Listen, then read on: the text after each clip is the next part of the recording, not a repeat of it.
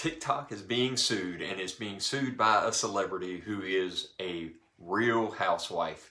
Hi, this is attorney Drew Page. Welcome to the Drew Page channel. In this video, we're going to talk about the lawsuit that has been filed against TikTok by a real housewife and discuss what the implications are, what you can learn from the lawsuit about TikTok itself, as well as the issues behind the suit. If you find this video helpful, please subscribe to the channel, like the video, and hit the notification bell.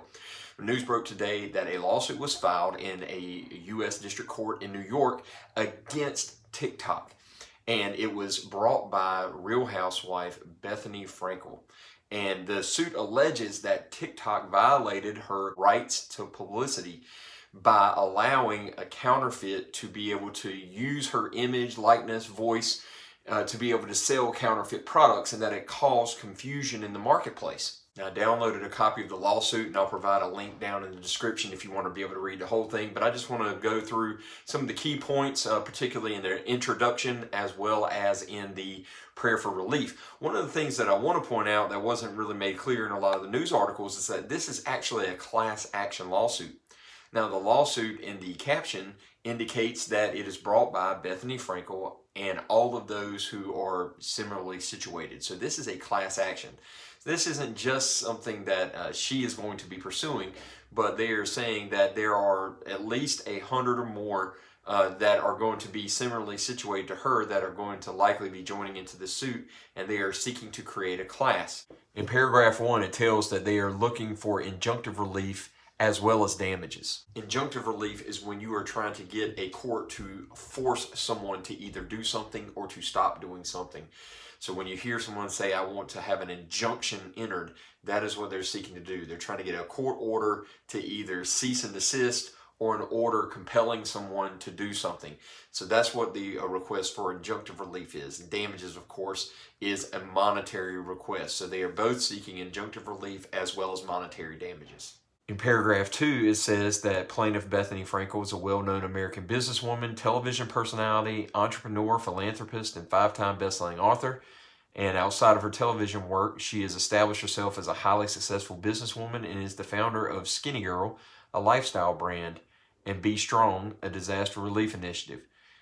So she's also an influencer, which means that she's an individual who, through the use of social media marketing, endorses certain products for sale and can affect purchase decisions of others because of their credibility. The crux of her complaint is found in paragraph 3. For some time, unscrupulous companies and individuals have purloined the images, voices, and content of Ms. Frankel and class members to sell counterfeit items through the use of TikTok's platform.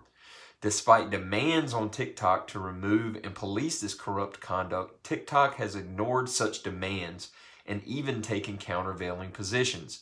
Aside from not being compensated, the reputation and brand of Ms. Frankel and class members are being damaged and tarnished through unauthorized associations with counterfeit goods and other products that they do not support.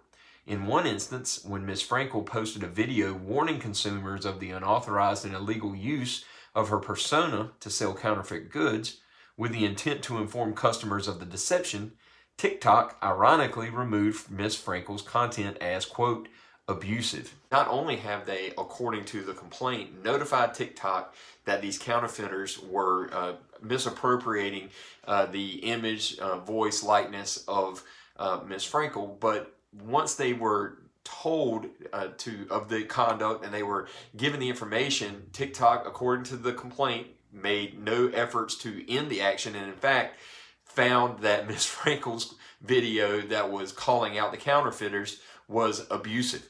So this is clearly not a good look based on the allegation. Now, of course, we've only got one side of the story, but if this turns out to be true, this is not going to be a good look for TikTok, that they were actually adversive to a person who was making a complaint about someone misappropriating their image. Paragraph 4 says Ms. Frankel never gave permission to the counterfeiters or to TikTok to unlawfully use her persona, voice, content, and or likeness to market products, and that she was not compensated in any way for the use of her persona, voice, content, or likeness, and that the same is true for class members. Finally, in paragraph 5, it says TikTok has unlawfully allowed the use of Ms. Frankel's persona, voice, content, and likeness and those of the putative class members in connection with the promotion of counterfeit goods, resulting in irreparable harm to Ms. Frankel and class members.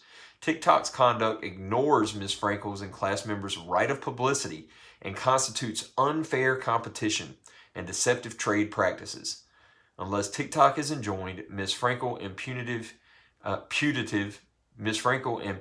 class members will continue to suffer irreparable and permanent harm. One of the interesting things about permanent injunctions is normally they are not granted if there is an adequate remedy at law. An adequate remedy at law would be deemed to be money damages. So it's interesting that she is suing for both, maybe to give the court an option. But at any rate, she is requesting both things, and she has set that up in the introduction. The rest of the complaint lays out the jurisdiction that is appropriate to file in the federal district court, what the claims are, which is the violation of publicity rights, unfair competition, and deceptive practices.